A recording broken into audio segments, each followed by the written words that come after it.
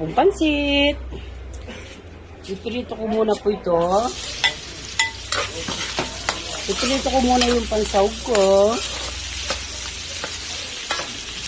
Ito po. Sayang naman po kasi kung di ko pansasahog. Nasa rep lang. Ayan po. Kaya lang, ipilito lang po ng konti para maluto.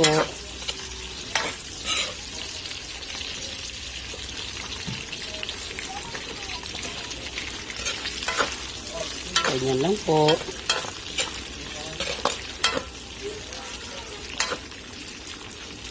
Karne naman din po ito eh. Ayan. Sibuyas.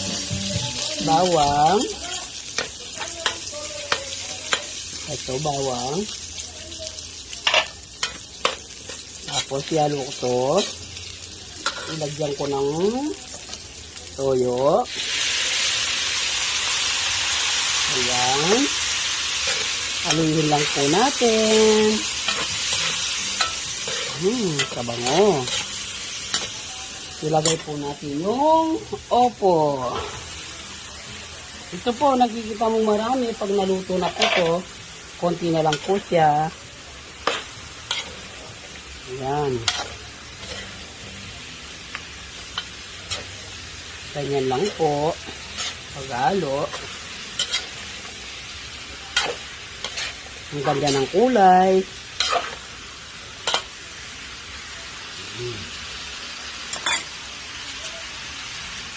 Lagyan na natin ng tubig.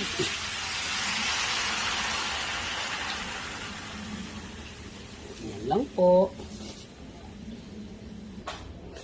Takpan po natin at pakuluhin para lumambot yung opo. Ito po, aluin na natin kasi po kumukulo na.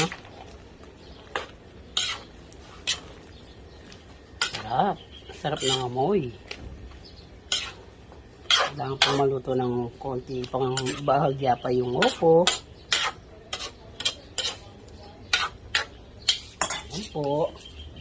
Konti pang tubig. Ayan. Kasi po di po ako nagbababad ng bihon kasi po nawawala yung lasa ng bihon. Matabang na at malambot, sumobra na yung tubig ng bihon kaya po kagad masisira yung pansit. Lagyan ko po ng paminta.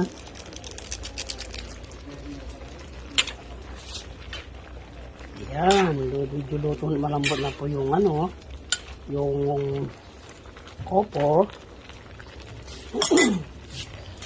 Hindi na po natin ilagay yung bihon. Yan. Ganyan lang po. Paluin lang po natin. Kasi po ito, kung pag binabad mo na sa tubig, ano na siya, lumalambot na yung bihon. Pag hindi mo siya pwedeng patagalin, kailangan ubusin mo rin. Okay, ilagay sa rep. Hindi na po siya masarap, malambot na. So, ganito po ako magluto ng pansit. Hindi po ako nagbababad ng bihon. Ganyan lang po. Aluhin at pakuluhin pang konti. Kahit hindi ko na po takpan yan, hintayin ko lang po lumambot yung bihon. Ito po. Ganito lang po yan. Kanina nakikita po natin na marami yung opo. Ngayon po tingnan nyo. Nag-down na yung opo. Ayan na.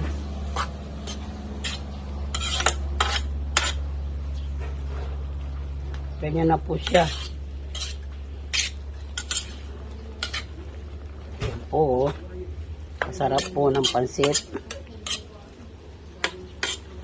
Sa mahilig sa opo. Hindi lang po basta ginisa pwedeng iluto ang opo. Ginisang sardinas. Yan. Ganyan po.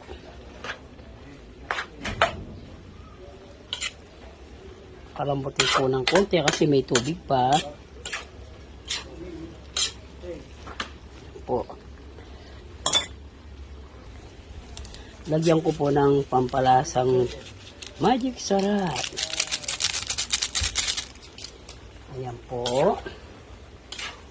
Luto na po ito.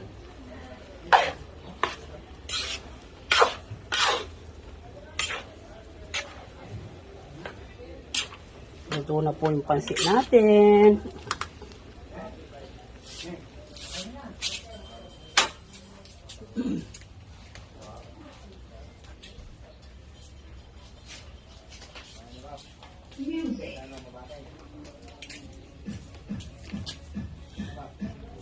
Lagyan ko lang po ng sesame seed. Sarap po kasi ito. Ayan. Okay po. Kain na po tayo. Kain na po tayo ng pansit. Salamat.